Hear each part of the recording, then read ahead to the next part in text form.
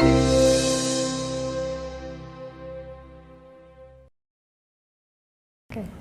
everyone, thank you so much for being here for this exciting Google Talk. Exciting for two reasons today. One is because we are the first to be doing it in this room. Yay. And second, because we have with us a very famous movie director, Ali Mostafa. Not many people can say that they've been credited with such amazing success on a personal scale, but also on a kind of regional level. So his film, City of Light, is actually credited with being the first Emirati feature film, which is huge, and it's kind of changed the face of Dubai cinema. So we're going to hear about this journey, how he even began all of this. We're very keen to hear about your creative process, your creativity. So I just want to start with, how did you get into filmmaking? I think it's a dream we all have when we're young. It sounds very glamorous. Why did you choose it as a career? Well, thank you all for being here. Thank you for having me, first of all. I just want to make a small little correction. Yes, it is labeled as the first Emirati feature film, but technically it isn't, because there was a film that was released. It may not have gotten a theatrical release, but there was a feature-length film that was made prior to mine. It was only because mine was on an international scale and it did quite well in the box office that they label it as the first. So let's get that technicality out of the way.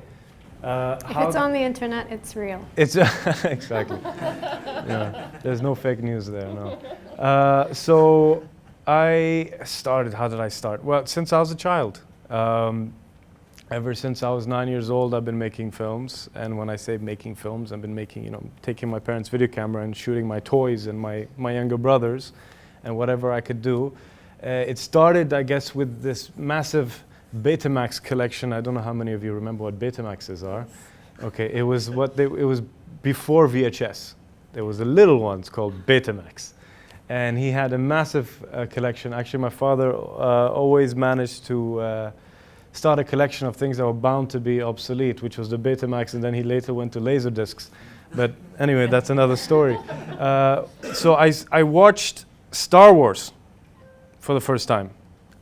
And I was like I was blown away. I said I wanted to be the guy who created that. There's a lot of times, there are people who would watch something and say they want to be the person who was acting in it, or they want to be the person who's involved in such and such. I immediately knew I wanted to be the guy in the background who kind of created that world. And so when I watched Star Wars, and obviously a lot of stuff from George Lucas and Spielberg, it was Jaws, it was Star Wars, Indiana Jones, stuff like that really got me excited. And then when I saw, to me, it was the first kind of epic Arab kind of film. It was called Risala, which translates the message. It was by, God rest his soul, Mostafa Aqad, who was very well known for having produced the Halloween movies, those horror films.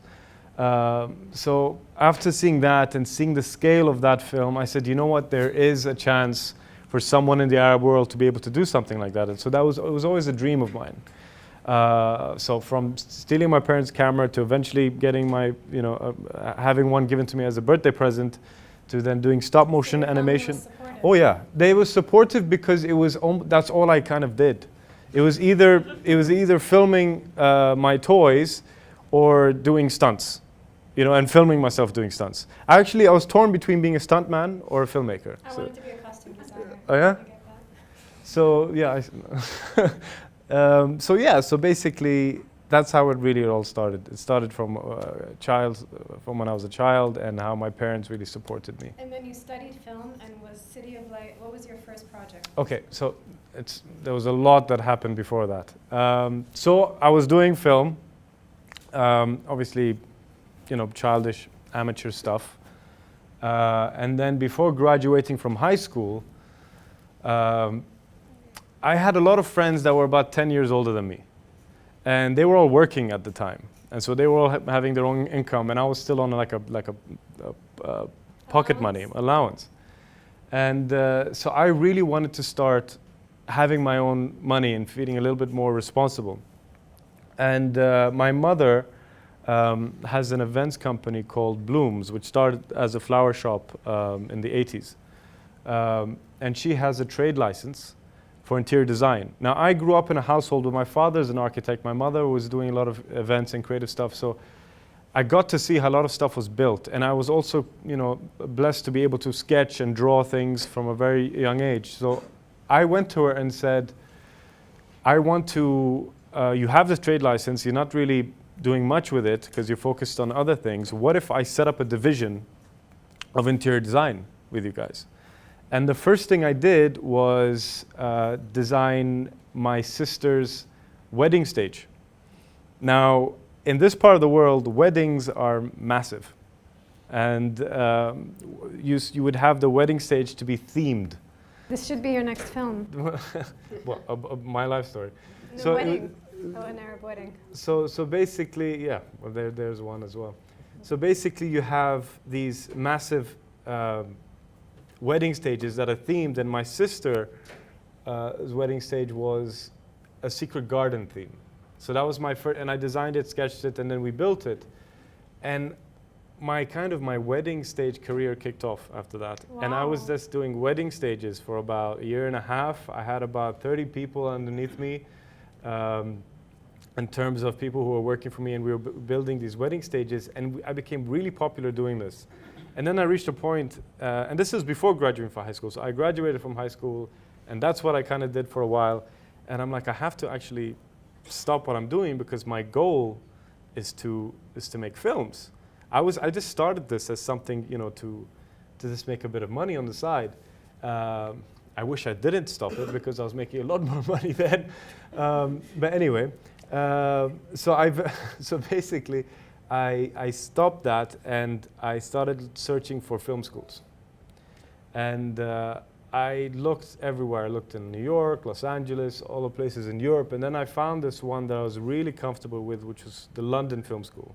And it was close to 50 years as a film school.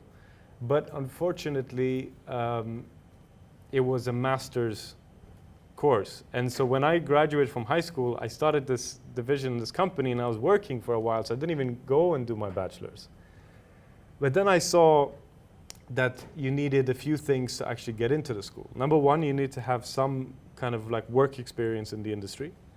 You need to have made a short film, critique a script, and do a storyboard. Mm-hmm. So I gathered all of my wedding stages and I put it in this portfolio and I sent it to the school as though it was production design, which is a part of filmmaking. Yeah, true. Because you're building sets in films, and what we do in wedding stages, we're literally building sets and then taking them down. Mm-hmm. So I got into the London Film School. Based on your work. Based on my work. So I ended up skipping amazing. the bachelor's and I went straight to a master's. So independent, ambitious, creative, think outside the box. Think outside the box. That's your personality, and I feel like I can describe City of Light the same way. I mean, I don't know how many of you have seen this film, but the reason why I agreed to moderate this talk is because I loved it. I found it extremely, all the things I just said, but also controversial. Mm. Can you tell us a little bit about it for those who haven't seen it and are going to run out and see it immediately after this? Right. Well, I don't know if you'd feel the same way about seeing it now. That film was done almost 10 years ago. So City of Life was, so after graduating from film school, I wanted to get into the industry. So I think I should say this before actually going straight to City of Life, because it was a journey to actually get to City of Life. City of Life was a film that I wanted to do, but after graduating from film school, I had to do a graduation film. And in order to do the graduation film, you had to kind of select where you wanted to do it. So I picked Dubai, and it was the first film or short film or whatever film of any capacity that was shot on celluloid, which would mean we shot it on 16 millimeter. And that was in 2003, and I was shocked. I'm like, is this really the first film to be shot on film? And that short film went on to a competition in the country to win Best Emirati Film, amongst many other Emirati films. It was actually quite surprising. We had a lot more people interested in film those days than they are now. So fast forward, trying to get into an industry, the only industry that existed here was the commercial industry, which I ended up trying to get myself on as many sets as possible, you know, where I was helping with the grip department, the gaffers, and I don't know, these are all terms used in film, but the gaffer is a guy who's in charge of the lighting, the grips and guys in turn in charge of what you would have as a tripod or a dolly. So that would be the grip department. So I would be helping all of these departments until eventually I would go and become a third assistant director.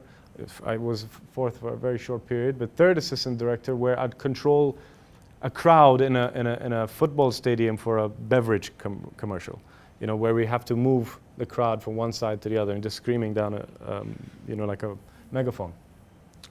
To becoming a second assistant, trying to get myself as close to the director as possible, till eventually becoming an assistant director and then wanting to make my own commercial. That's a story on its own, but eventually... We'll definitely get back to that later, because a lot of us work with advertisers and brands, and we do want to learn about that, but about your film first. Right, so to skip all of that, I had to stop getting into commercials because it was something that, you know, you were kind of getting sucked into it. A different path. A different path. So I had to stop doing commercials, and as you can imagine, it was a very tough period for kind of just stopping work entirely, because I was married at the time, trying to start a family, and I, you know, didn't have a job. Yeah. I had to stop it and focus on my dream, which was making this film. I remember selling my car to fund my first script. Anyway, 28 scripts later, I came up with this idea. And this was around the time where Dubai was being bashed a lot. There was a lot of Dubai bashing going on in the West. You know, calling this fake place, this artificial place, it's made out of plastic, fantastic, and all of that. And it was something that was affecting me because it was a place that I grew up in. I mean, and them calling it soulless. And I said, how can you call a place that, you know, all of us grew up in something that was soulless? Yes, it's evolved in an amazing way, but it wasn't soulless, you know. So I decided that I wanted to try and make a film that spoke about the Dubai I knew, you know. So I did it was a film that was about 3 characters. There was an Indian taxi driver, and the entire part of that film was spoken in Hindi. Then we had the Western characters, the Western storyline, which was in English, and then you had the Emirati storyline, which quite a lot actually was based on events that happened in my life, which was spoken in Arabic. So there was 3 languages, 3 characters, and it was very much a Dubai-centric film. And I remember when we got to start making that film, even though that's a huge story for it to get off the ground, because that film took me almost 4.5 years to make that film. And how we even got to making that film. But once the film was made and released, it really had this buzz around it, because it was something that was never done before at the time. It was something that spoke to so many people. And it for a good 9 years held a record in how long it lasted and how well it did in the box office. I remember when I first heard that this film came out about Dubai, and I'd been living here for about 10 years, I was excited to see it. But I was also taking it with a grain of salt, because I thought it must be censored, or, you know, it's going to just be happy, light. But he's being very humble about it. It's powerful because, you know, just from what I remember from seeing it so long ago, the characters go through some really emotional things that you wouldn't expect to see in a movie in Dubai at the time, especially. So there's a stewardess who gets pregnant out of wedlock. There's an Emirati man who loses, I can't remember if it's a brother or a best friend, his best friend, and develops a drinking problem. So you see an Emirati drinking. These are very, very strong themes to tackle long ago. So, yeah. I mean, I have to ask, how did you get away with it? Oh, well, by the skin of my teeth, that's for sure. Because not a lot of people know this, but the film was banned at one point before being released. And this was even before it was released. So it was okay, I guess I'm gonna have to get into it. Before making the film, in the country, you have to go to what is called the National Media Council, which you can't shoot anything here unless you've got script approval. You need to get a certificate from the National Media Council giving you approval to make a film, and based on the script or whatever it may be.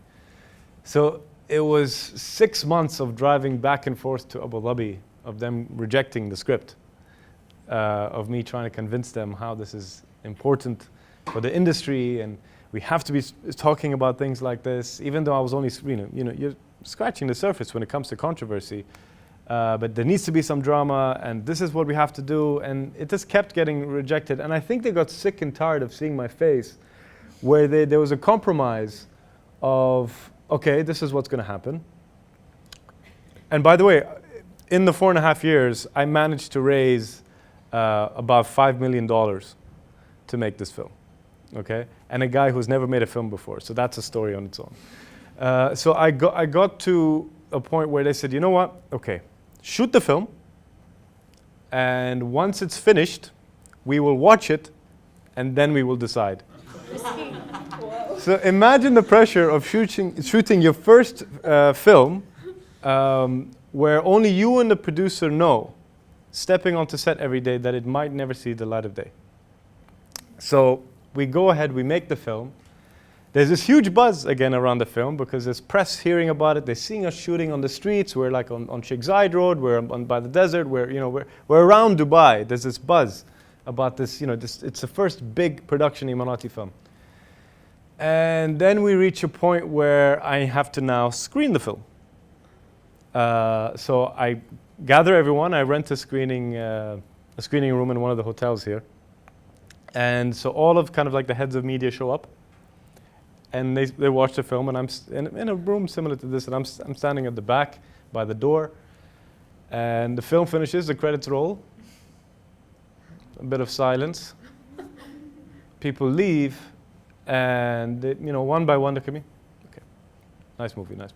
And they start leaving, and I'm like, okay. So I run to the valet where everyone's waiting for their car, and I say, so, do I get the approval? He said, listen, it's a very strong, it's a good film, but why don't you speak to that guy? So, okay, so I go to that guy and I ask him, so what do you think of the film? They said, well, I think it's good, but I think maybe better you speak to that person. Nobody wanted the They were passing the buck, which, it was understandable also, if looking back at it. I mean, it was something that was so new, and no one knew what you were going to do with something like this. Till eventually, one of the guys there was the director of Dubai International Film Festival. He realized that, no one really said anything. I want to premiere this at my festival, which would be the Dubai Film Festival. That's where I saw it. We announced it. It's going to be in Dubai Film Festival.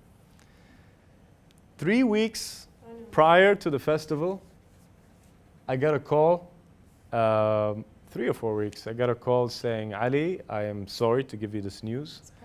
But you're about to receive a fax. It was fax. Those days it was fax. We still got faxes. I said, okay, sorry, here's the fax is coming. My hands are tied. The fax comes through. I rip it out and I read it. And it's an official letter from a very high place in the media, signed by the head of the media at that time, and saying this film will not be screen showcase in any shape or form. It was pretty much, it was banned. And so I got a call back saying, so what do you do? I said, I'm not going to listen to that. It's impossible. You can't listen to someone, this person who made, this decision on something like this. We've just, 4.5 years of trying to make this film, finally getting it there, getting a platform in Dubai Film Festival, everyone being excited about it. And then because someone being a little bit more closed-minded, for it to just vanish. Obviously, we would not have a film industry. We still, by the way, don't. We're getting there, but it's really moving fast. But we would not be anywhere had we not really pushed for this film. So what I decided, and God bless our leaders in this country, is that I said, look, I did not make this film based on that individual city. I made it on His Highness Sheikh Mohammed's city. Now, if His Highness says, I don't want to screen this film, I will shut up. So what I did is, I managed to speak to someone. Actually, it was one of the lead actors in City of Life, and I told him to come to the house. I said, look, this is what we received. He was obviously surprised. And this guy grew up in the media since he was a presenter since he was 9 years old. I said, look, I need you to take this film to His Highness and tell him the fate of Emirati cinema lies on your decision of this movie. He's like, damn, which means I'll do it. And he goes ahead. A couple of weeks later, I was in another festival for something else. And I was with my producer, and we were trying to figure out this rescue plan. What are we going to do? And I think it was 2 weeks later. It might have been 2 weeks later. And he told me the story. He said he had gone to the palace, and His Highness was leaving with the King of Bahrain as he was on his way. And he saw the guy, and he went up to him. He said, listen, I have this movie. And he said those words. And Sheikh Mohammed actually visited set when we were shooting. I don't know if he intentionally visited, but he was driving past and saw us shooting, so he came to see what was going on. So when he found out that he's presenting the film, he's like, oh, so the film is not released, it's not made. He was unaware and was given the film. And I got a call 2 weeks later, and I saw it was him, well, not His Highness, it was Saud al-Kabi, who I gave the film to. And I answered the phone, and he was screaming down the phone. And he was yelling, screaming, Mabrook! And I just was silent, and I was listening. And I said, so what happened? He's like, Sheikh Mohammed called me just now and said that he thought it was a great film. And he said, you know, that we should be very proud of what we achieved. And he goes, but is it approved? He goes, of course it's approved. And if you need any support in the future, just let us know. And I had just a tear run through my eye. And I was like, you know, this was like almost 5 years of trying to make this film. And then I was like, no one can say anything now. This film is getting its world premiere in Dubai Film Festival. And it did. It got its premiere, and it did as well as it did. And I knew with the vision of the leaders that we have today that they would understand the vision we had with this movie. The movie was not sugarcoating Dubai. Not at all. It was making it a real place, you know. And this is what we were trying to achieve with this film. So yes, that's how we dealt with the controversy. Round of applause. Thank you. Not to me, it's to them. And also, round of applause for having friends in high places.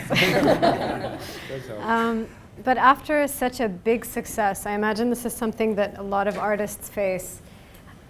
What comes next? How do you top that? Yeah, you think it's hard. Yeah, you think it's going to happen very quickly after that. You know, you become almost this poster boy for a little bit, and you go, oh, I'm going to make my new film very quickly. And then you realize, what is my next movie? What is it going to be about? And I was stumped. I didn't know what I wanted to do. Do I make another drama? Do I make a comedy? Do I make a musical? What do I do? You know? And so then it was this trying to run around and think of ideas. Who's going to then fund it? I have to start raising money again, come up with a script. I love the idea of road films, like road trip movies. And I also wanted to do a comedy. I also kind of wanted to tap into a very different genre to City of Life. So 4.5 years later of trying to make my second feature, we made a film called From A to B, which is from Abu Dhabi to Beirut, about a group of friends who take that journey from Abu Dhabi to Beirut in honor of their friend that they have lost in high school.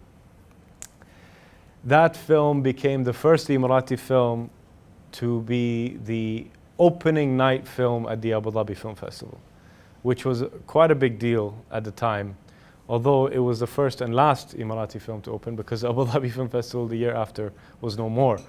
But it was a very exciting time, because for many years, and even in Dubai, by the way, there's been no Emirati film to actually open the festival. City of Life was the first Emirati film to have a gala on a red carpet, but there was no film to open the festival. So this was, after many years of it being around, for us to get given that recognition and that platform of being opening night was great. So yeah, that's how we did our second film. What do you think of the UAE's film industry now? You're saying things like there aren't that many filmmakers. I imagine there aren't that many role models. Film festivals are shutting down. You're painting a pretty bleak picture here.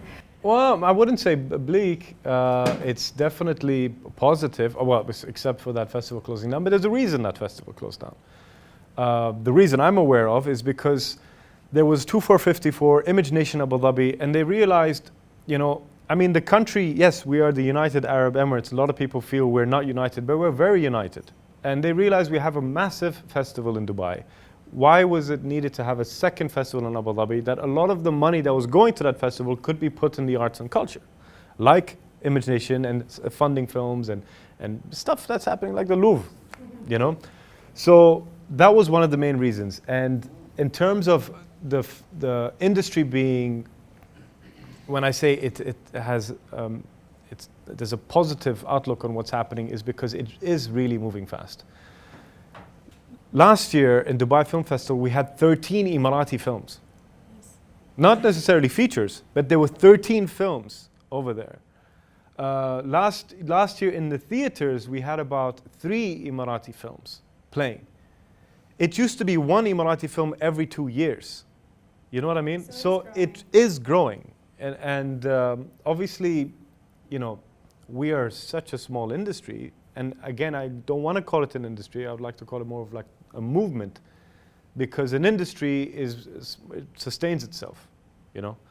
And we're not there yet, but we will get there fairly soon. And how we've moved so fast. I mean, from when we made City of Life in 2009 to where we are now in 2018 is an amazing leap. And even when it comes to censorship, because to me, A to B is a lot more controversial than City of Life, and I got approval in 6 days. You know? Because they know who you know now. No, I'm kidding. It's because they've seen your work. I'd like to jump back really quickly to the commercials that you've done. So after that stint, before you released the big groundbreaking film, did you go back to commercials at all? Oh yeah, of course. I mean, so commercials. I have to. I mean, commercials really is my bread and butter. You worked for some really big brands as well, right? Yeah, I was very lucky to be able to do that. Like Land Rover.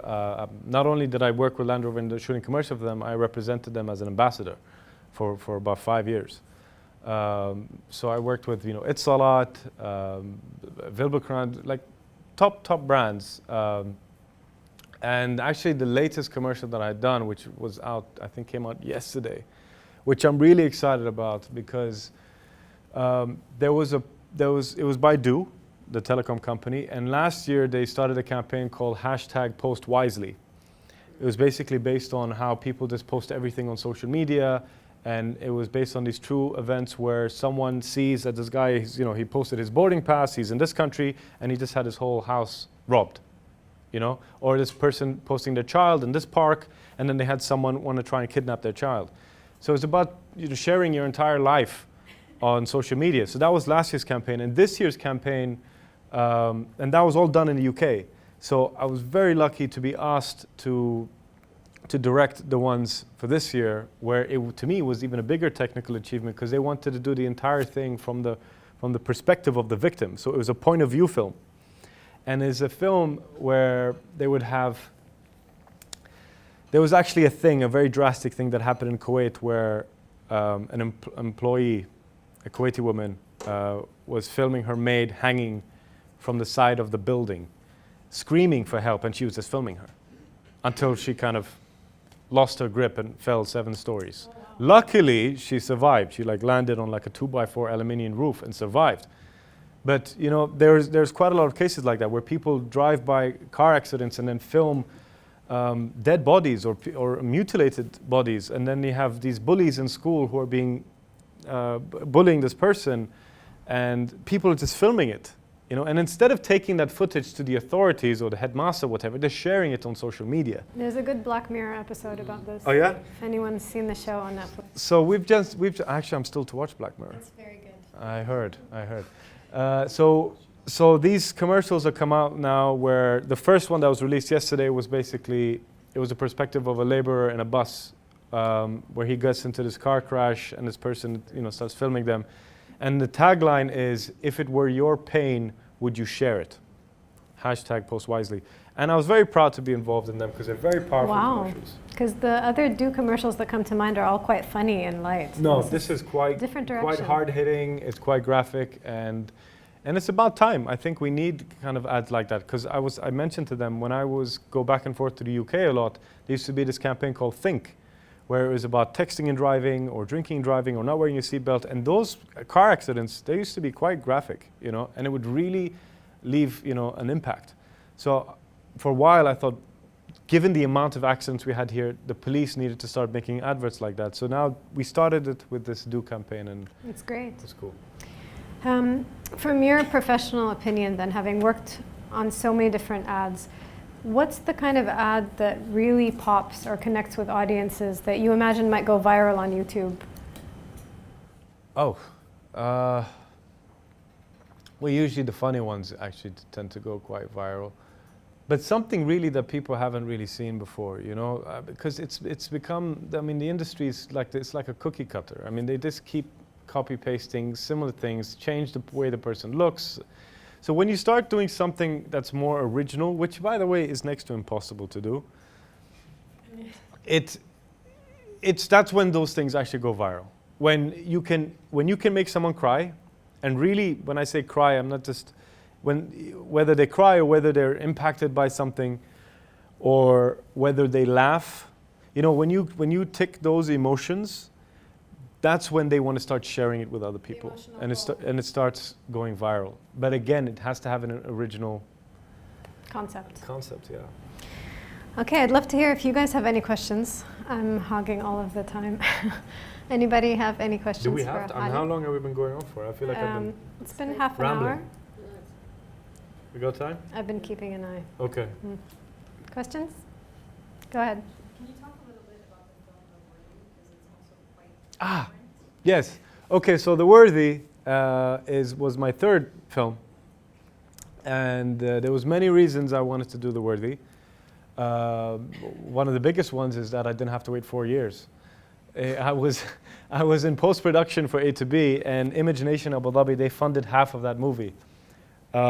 And they had this script concept called The Worthy, and they had two amazing producers attached to it. Peter Safran, who produced The Conjuring, and these Annabelle and those horror films, and Steven Schneider, who did Insidious and Paranormal Activity.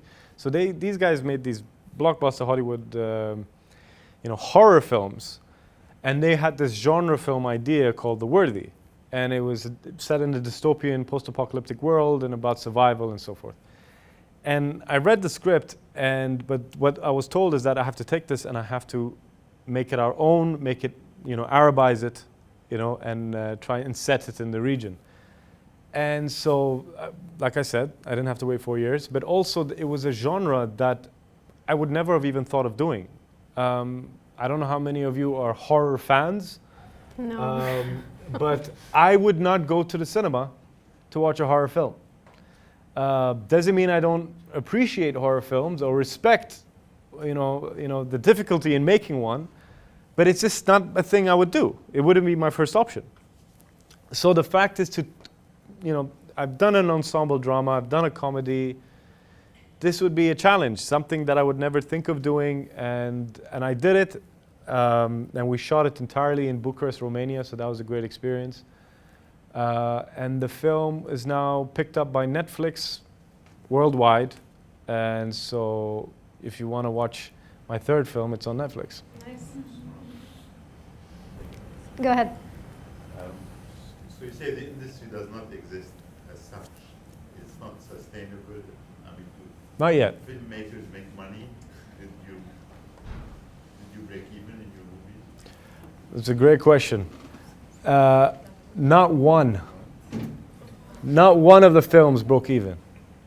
Not one. Even City of Life? Even City of Life. City of Life did really well, but City of Life was a $5 million movie. You can't make $5 million in ticket sales in Dubai those days. It was impossible.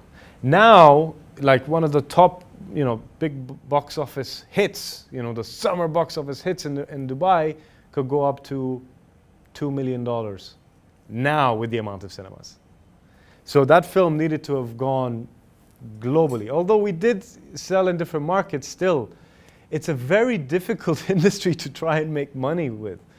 That's why you have to start making films, and which is what a film that I would probably like to do, that are very low budget now, because you know you can start breaking even. So once those films start happening, they start to then it's become sustainable, and they can start funding your next film. But unfortunately, my dream was too big too early. So I was making big budget movies. So people actually, they fund them knowing that they're going to lose money. Well, City of Life was the first, so they had no idea. The second one was both were semi-government who were trying to get into start an industry. And the last one was fully funded by Imagination. And that's their mandate, is to help create the film industry. Does it come with the strings attached In what way? creatively?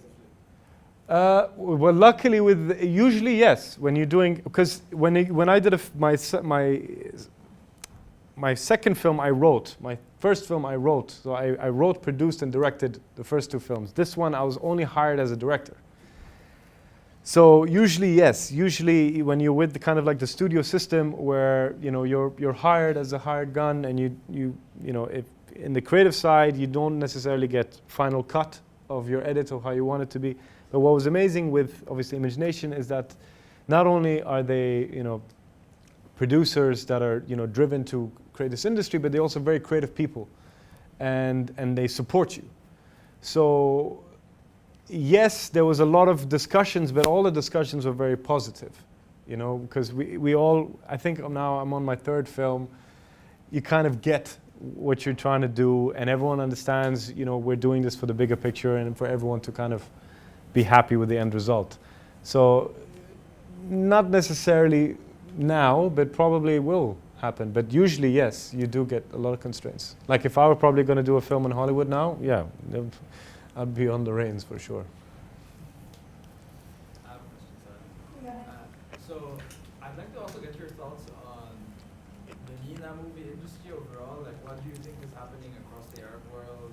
Are there directors you enjoy seeing?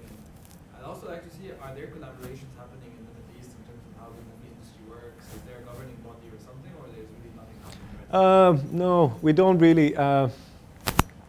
Okay, the Egyptian cinema obviously is a huge industry. Huge industry. They're their own beast, their own machine.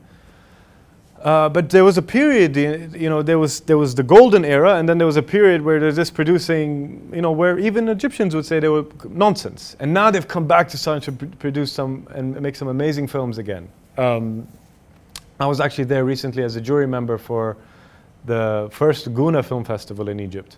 And I saw some incredible films. I actually saw The Insult, which is now nominated for Best Foreign Film at the Oscars, which is a Lebanese movie.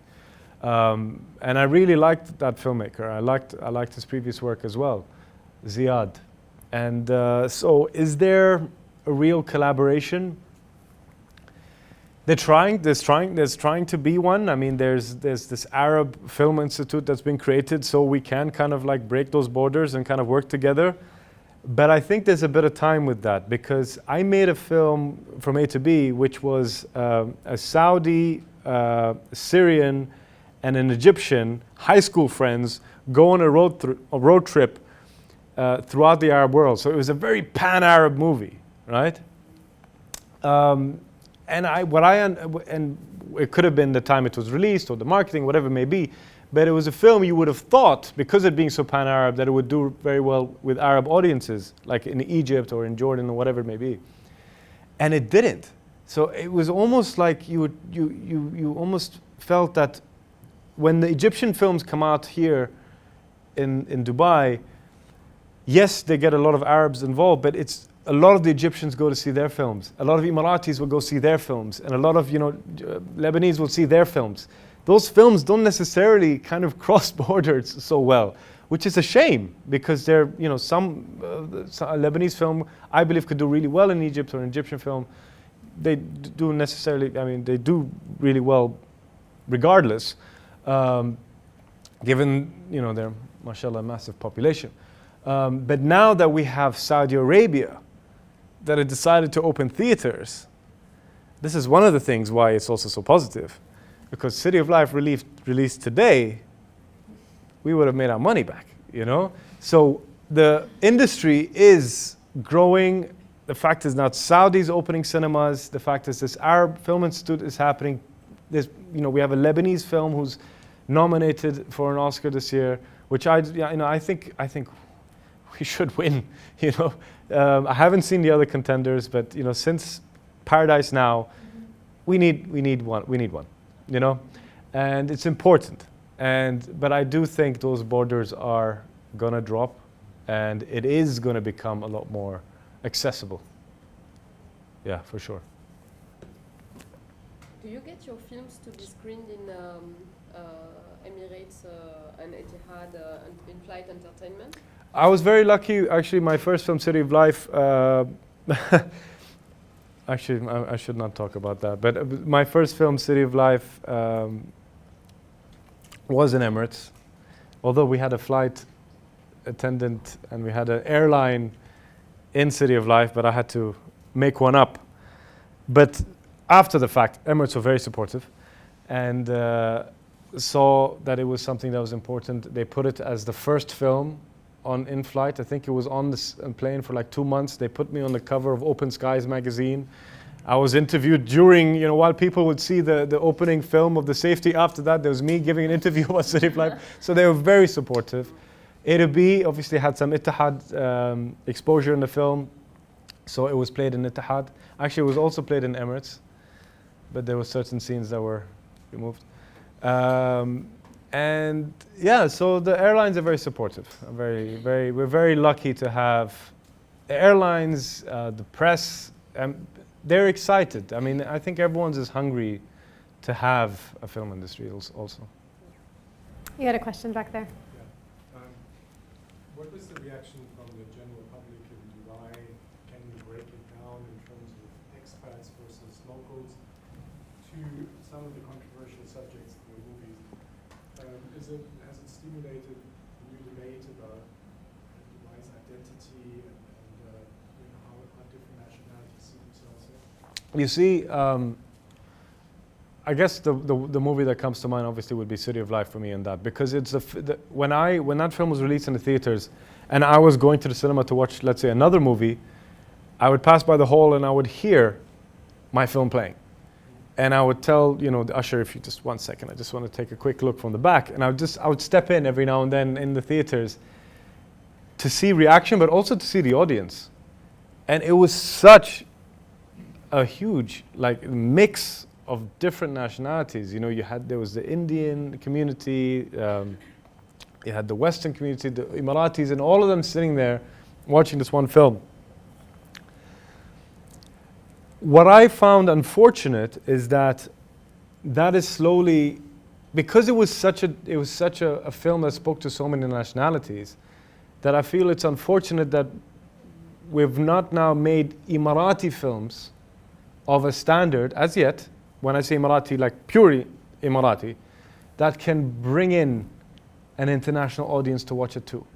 I think once we reach that stage where we make a fully, you know, Arabic spoken, Arabic produced, cast Emirati film and still have a similar audience, that will go to show that we've reached a level where we're now speaking to Dubai. And what is Dubai? Dubai is such a multicultural place, you know? So I think you need a bit more time with that. You can test it out by doing a YouTube show. A series, episodes, just putting that out there. I would love to do a series on YouTube, but not one of those kind of, you know, blogger, selfie, influencer ones. No, that's not something I can do. I'm not good at that. I have a question I'm a blogger. related to the... Well, you're a good blogger. I'll be a terrible blogger. I'm just kidding. Go ahead. I have a question related to when you work with advertisers. Yeah. You said that it's very difficult to do something a bit different. I don't blame the advertising though. I blame the clients. Exactly that. I want to understand, you know, what are the kind of friction you have with them in trying to pitch new ideas or new kind of. You know, I've also been very lucky where clients sometimes approach me directly. And they approach me and they say, listen, we have this product or we have this, whatever it be, this car, this resort. Would you be able to make an ad or a film on it? That's when we can go back and we can start creating ideas ourselves. And you know, you skip the whole middleman. And because they approach you directly, they kind of listen to what's going on. But when you have the client, the agency, and then the production, unfortunately, a lot of the times you end up giving up the fight because you realize, is it really worth it? You know, but sometimes you really like the commercial or the content or the copy and you really try and fight it to make it better. But unfortunately, I feel it's the client that needs to be more educated on what they can or cannot show or understand film. Because there's a lot of the time you would have this person who might be the head of marketing for whatever company who has no idea or has no background about what is a good commercial, what's a bad commercial. It's a pure feeling on the day, you know. I had an instance where I was shooting a certain, it was a car commercial many years ago where the head marketing of that car brand decided, after I edited the director's cut, came in the next day, edited the whole film himself and then released it. And I said, you have to remove my name from that, you know, because it's not what I had done. So there's a lot of the times where obviously it wasn't very good. So it's more about educating, I think, the client and also having the agency to be a little bit more, I guess, courageous with the approach, because there's always this time where they say we don't want to upset the client, where it's your job. They're paying you a lot of money to tell them what is creative, what is cool and what is not, right? That's not theirs. That's why you are there. And once that happens, once the client becomes confident and accepts what the agency have to do, then I think the content in the region, because we have the capabilities to produce, is that they're going to be a lot better. I think that's all the time we have, unfortunately, but it's been an amazing talk. Thank you so much for sharing your stories with us. And Thank you. I hope that we get to absolute host pleasure. a little Oscars party for you here in this Inshallah. very room Inshallah. in a few years for God your willing. YouTube show. God willing. All right, thank you.